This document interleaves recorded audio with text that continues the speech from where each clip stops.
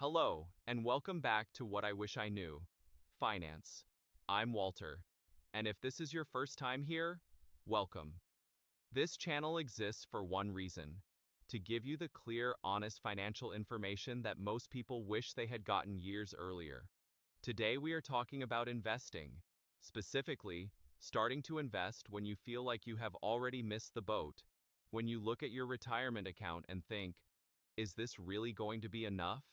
When that quiet voice in the back of your head whispers, I waited too long.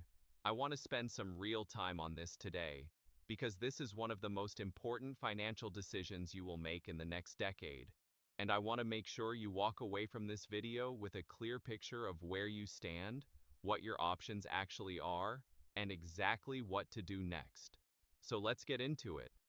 Let me start with the belief that stops more people from building wealth than almost anything else: the belief that it is too late. I hear it constantly, from people in their 50s, from people in their early 60s, from people who have been so focused on raising kids, paying the mortgage, building their career, that investing somehow kept getting pushed to the back burner. And now they look up, and retirement is closer than they ever imagined it would feel. Here is what I want you to understand. That feeling, that sense that the window has closed, is one of the most expensive beliefs you can hold, because it causes people to do nothing, and doing nothing is the one guaranteed way to ensure the fear comes true. The math does not care how you feel about it. Money invested today grows. Money that stays on the sidelines does not. It is that simple. Let me give you some numbers that I think will genuinely surprise you. A 55-year-old who starts investing $500 a month today in a broad market index fund averaging 7% annual returns will have over $86,000 in 10 years. Extend that to 15 years and it becomes over $155,000. Push it to 20 years and that same $500 a month grows to over $260,000. Now let's say you can invest $1,000 a month. 10 years gets you to $173,000. 15 years gets you to $316,000. 20 years gets you to over $520,000. And here is the part most people forget. That money does not stop growing the day you retire. If you retire at 65 and live to 85, which is increasingly common, you have 20 years of retirement ahead of you. Money invested wisely continues compounding throughout that entire period. The point is not that you will become a millionaire overnight. The point is that the difference between starting today and waiting another 5 years is enormous. Every year of compounding growth you miss is growth you cannot get back. Now I want to talk about something that most people in their 50s and 60s do not fully appreciate about their own situation. You are actually in a more powerful investing position right now than you probably realize. And here is why. First, your income. Most people reach their peak earning years in their 50s. That means you likely have more money available to invest right now than you did in your 30s or 40s when the kids were young and the mortgage was new and every dollar was already spoken for. Second, the catch-up contribution rules. The IRS knows that people in their 50s and 60s need to accelerate their savings, so they created catch-up contribution limits specifically for you. If you are 50 or older, you can contribute up to $3,500 to your 401k in 2024. That is $7,500 more than younger workers can put in. And if you are between 60 and 63 years old, a new rule called the Super Catch-Up allows you to contribute even more, up to $34,150. For IRAs, you can contribute up to $8,000 per year once you hit 50. These limits exist for a reason. Use them. Third, perspective. You have something a 25-year-old investor does not have. You have lived through the dot-com crash of 2001. You lived through the financial crisis of 2008. You lived through the pandemic crash of 2020. And you watched the market recover from every single one. That lived experience makes you a fundamentally better investor than someone who has only seen markets go up. You know in your bones that downturns are temporary. That knowledge is worth more than most people realize. So let's talk practically. Because the question I get most often is not whether to invest. Most people agree they should. The question is, where do I start and what do I actually do? So here are the 3 steps I want you to take, in order, starting this week. Step 1, capture every dollar of free money available to you. If you are still working and your employer offers a 401k with a match, that is your absolute first priority. Every dollar of employer match is an instant 50 to 100% return on your money before it even gets invested. Nothing in the investing world comes close to that. If you are not contributing enough to capture the full match, you are leaving free money on the table every single paycheck. Find out today what your employer's match is. Adjust your contribution to capture all of it. Do that before anything else. Step 2. Open the right account for your situation. Once you are capturing your full employer match, the next step depends on your tax situation. If you expect to be in a lower tax bracket in retirement than you are today, a traditional IRA or traditional 401k contributions make sense. You get a tax deduction now and pay taxes on withdrawals later when your rate is lower. If you expect to be in a similar or higher tax bracket in retirement, a Roth IRA is worth a serious look.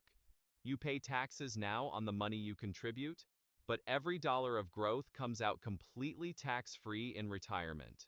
For people who are good savers and expect to have meaningful retirement income, the tax-free growth of a Roth can be enormously valuable. If your income is too high for a direct Roth IRA contribution, there is a strategy called the backdoor Roth that allows higher earners to access the same benefit. We will do a full video on that one soon. Step 3, choose one simple investment and automate it. This is where most people overthink it and end up doing nothing. So I want to make this as simple as possible. For the vast majority of people approaching retirement, the single best investment they can make right now is one of 2 things. Either a target date fund matched to their expected retirement year, or a total market index fund. A target date fund is designed to do one thing. You pick the year you plan to retire, say 2030 or 2035, and the fund automatically manages the balance between stocks and bonds, gradually becoming more conservative as you approach that date. You do not have to do anything. No rebalancing, no monitoring, no decisions. It is designed specifically for people who want to invest wisely without spending hours managing their portfolio. A total market index fund is even simpler. It owns a small piece of essentially every publicly traded company in the United States. When the market goes up, you go up. The fees are extremely low, often less than 0.05% per year, which means almost all of your returns stay in your pocket rather than going to fund managers. Pick one, open an account, set up an automatic monthly contribution, that is it. The automatic part is critical. The single biggest mistake investors make is waiting for the perfect time to invest. There is no perfect time. Markets go up and down. Prices are always either too high or too low depending on who you ask. The investors who build real wealth are the ones who invest consistently regardless of what the market is doing. Automating removes the decision entirely and turns investing into a habit you never have to think about. Now I want to address something that comes up every single time I talk about investing with people in this age group. What about risk? What if the market crashes right before I retire? This is a real and legitimate concern. It even has a name, sequence of returns risk. The idea that a major market downturn in the first few years of your retirement can permanently damage your financial position in a way that an identical downturn 10 years into retirement would not. Here is how to think about this. First, not all of your money should be in stocks as you approach retirement. A simple rule of thumb that many financial planners use is to subtract your age from 110 and put that percentage in stocks. So if you are 60 years old, 50% in stocks, 50% in bonds, and more conservative assets. This naturally reduces your risk as you get closer to needing the money. Second, keep 1 to 2 years of living expenses in cash or cash equivalents outside of your investment accounts. This is your buffer. If the market drops 30% in your first year of retirement, you are not forced to sell investments at a loss to pay your bills. You live off the cash buffer while you wait for the market to recover. Third, remember that you are not investing for a single point in time. You are investing for a retirement that could last 20 or 30 years.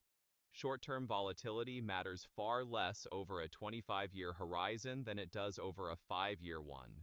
Before we wrap up, I want to give you one more number to put this all in perspective. The average Social Security benefit right now is around $1,800 a month. For a couple where both partners worked, that might be $3,200 to $3,600 a month combined. That sounds reasonable until you factor in healthcare costs, which average over $300,000 for a retired couple over the course of their retirement, and inflation, which at just 3% per year cuts your purchasing power in half over 24 years. The gap between what Social Security provides and what you actually need to live comfortably, that gap is what your investments fill. Every dollar you invest today is a dollar working to close that gap. Every month you wait is a month of compounding growth you cannot get back. So here is your action plan. Not next month, not after the holidays, this week. Step 1. Find out if your employer offers a 401k match and confirm you are capturing every dollar of it. If you are not, increase your contribution today. Step 2. If you do not already have an IRA, go to fidelity.com or vanguard.com and open one. It takes about 15 minutes. Choose a target date fund matching your expected retirement year as your starting investment. Step 3. Set up an automatic monthly contribution. Start with whatever you can. Even $200 or $300 a month is a start. Commit to increasing it by $50 or $100 every 6 months as your budget allows. 3 steps. This week. I want to leave you with this. The best time to start investing was 20 years ago.